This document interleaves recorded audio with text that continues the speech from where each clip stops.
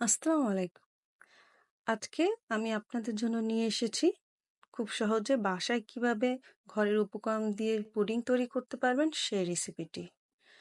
Pudding আমরা সবাই কম বেশি বানাতে পারি, কিন্তু কখনো মনের মতো হয় না, কখনো খেতে পারফেক্ট হয় না, কখনো দেখতে পারফেক্ট হয় না। তাই আজকে আমি আপনাদের জন্য খুব সহজে কিভাবে ঘরোয়া পদ্ধতিতে আপনি পুডিংটা তৈরি করতে পারবেন সেটাই আমি আজকে আপনাকে ভিডিওতে দেখাবো। আমার ভিডিওটা দেখে আমি আশা করি আপনারা সবাই বাসায় পুডিংটি খুব সহজেই তৈরি করতে পারবেন, কোনো ঝামেলা ছাড়াই। তাই কথা না বাড়িয়ে চলুন পুডিংটা বানানো শুরু করি।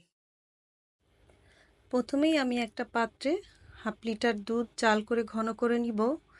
দুধটা খেয়াল রাখবেন যেন আপনার দুধটা ফুল ক্রিমযুক্ত হয়, তাহলে আপনার পুডিংটা খেতে ভালো লাগবে। এই যে দেখেন আমার জাল করা হয়ে গেছে, আমি অনেক ঘন করে নিয়েছি। এখন আমি এটাকে নামিয়ে নিব, নামিয়ে ঠান্ডা করতে রেখে দিব।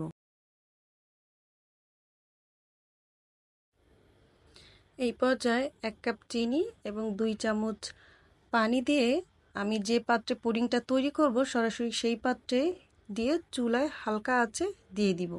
আমি সবসময় যে পাত্রে পুডিংটা তৈরি করি আমি সেই পাত্রেই আপনার ক্যারামেলটা তৈরি করি, কারণ অন্য পাত্রে আপনার ক্যারামেল তৈরি করতে গেলে তখন আপনার অনেক ক্যারামেল নষ্ট হয়ে যায়, অনেক সময় ঢালা যায় না। এই জন্য আমি চুলার আঁচটা কমিয়ে সরাসরি সেই পাত্রে দিয়ে দিই। দেখুন আমার কালারটা কিভাবে চেঞ্জ হয়ে আসছে।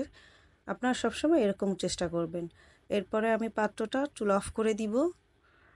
অফ করে দেওয়ার পরে আমি এটাকে ঠান্ডা করতে রেখে দিব। আমার এটা ঠান্ডা করতে রেখে দেওয়ার সময়টা এটা সেট আপ হয়ে যাবে। আপনারা এইটাই ট্রাই করবেন। এখন আমি 4টা ডিম ফেটে নিচ্ছি। আমি নর্মাল টেম্পারেচারে রেখেছিলাম ডিমটা ফ্রিজ থেকে বের করে, কারণ ফ্রিজের ডিম দিয়ে আপনার পুডিংটা হয় না। এই জন্য এটাকে চেষ্টা করবেন নর্মাল টেম্পারেচারে রেখে দেওয়ার। পরে 1/2 কাপ চিনি দিয়ে নিচ্ছি। এখন এটাকে আমি ভালো করে ফেটিয়ে নিব। আমি এটাকে যত ফাটাবো তত আমার পুডিংটা ভালো হবে। ডিমের মিশ্রণটাকে আলতো হাতে ভালোভাবে ফেটিয়ে নেবেন, খুব আস্তে আস্তে করে। এই পর্যায়ে আমি 1/2 কাপ ভ্যানিলা এসেন্স দিয়ে দিচ্ছি। এতে করে ডিমের কাঁচা গন্ধটা আপনার থাকবে না এবং পুডিংটা খেতে খুবই ভালো হবে, আর আপনার খুব সুন্দর একটা স্মেল আসবে। এই পর্যায়ে আমি জাল করে রাখা যে দুধটা ছিল ওটা আস্তে আস্তে ঢেলে দিচ্ছি। তাড়াহুড়ো করবেন না, খুব আলতো হাতে দুধটাকে ঢেলে দিবেন ডিমের মধ্যে। এই যে দেখুন আমি ঢেলে দেওয়ার পরে ভালো করে নেড়ে নিচ্ছি। এর মধ্যে আমার বাটিটাও সেট আপ হয়ে গিয়েছে। এখন এর মধ্যে আমি ডিমের মিশ্রণটা আস্তে আস্তে ঢেলে দিচ্ছি। এই যে দেখুন আমি ছেঁকে দিচ্ছি। এভাবে আপনাকে ছেঁকে দিতে হবে, কারণ ডিমের অনেক আপনার যে ময়লাটা বের হবে সেটা আপনার পুডিংয়ে সরাসরি গেলে আপনার পুডিংটা খেতে ভালো হবে না এবং দেখতেও ভালো হবে না। এই যে আমি ভালো করে ছেঁকে নিয়েছি। এখন আমি একটা কাঁটা চামচ দিয়ে দেখছি ভিতরে কোনো বুদবুদি থাকলে সেটা চলে যাবে। আমি এটাকে ঢাকনা দিয়ে ঢেকে রেখে দিব। এখন একটি পাত্রে আমি টিস্যু দিয়ে দিব। টিস্যু দেওয়ার পরে তার মধ্যে 1/2 মগ পানি দিয়ে এটাকে জাল করে ফুটিয়ে নিব। যখন এটা ফুটে উঠবে তখন আপনি বাটিটাকে আলতো হাতে সেট করে দিবেন। ঢাকনা দিয়ে 20 মিনিট রেখে দিবেন। আমি 20 মিনিট পরে এটাকে চেক করে নিচ্ছি আমার পুডিংটা হয়েছে কিনা।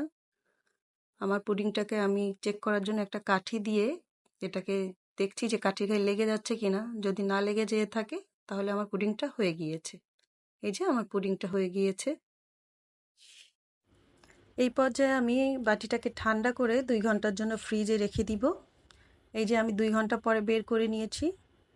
দেখুন আমার পুডিংটা দেখতে কতটা সুন্দর হয়েছে এবং কালারটা মাশাআল্লাহ খুবই সুন্দর হয়েছে, আর আশা করি খেতেও খুব ভালো হবে। আপনারা এভাবে বাসায় ট্রাই করতে পারেন, খুব সহজেই পুডিংটা আমার মনে হয় ভালো হবে। আর আমার ভিডিওটা যদি আপনাদের ভালো লেগে থাকে তাহলে অবশ্যই একটা সাবস্ক্রাইব দিয়ে পাশে থাকবেন নতুন নতুন ভিডিও পেতে। ধন্যবাদ।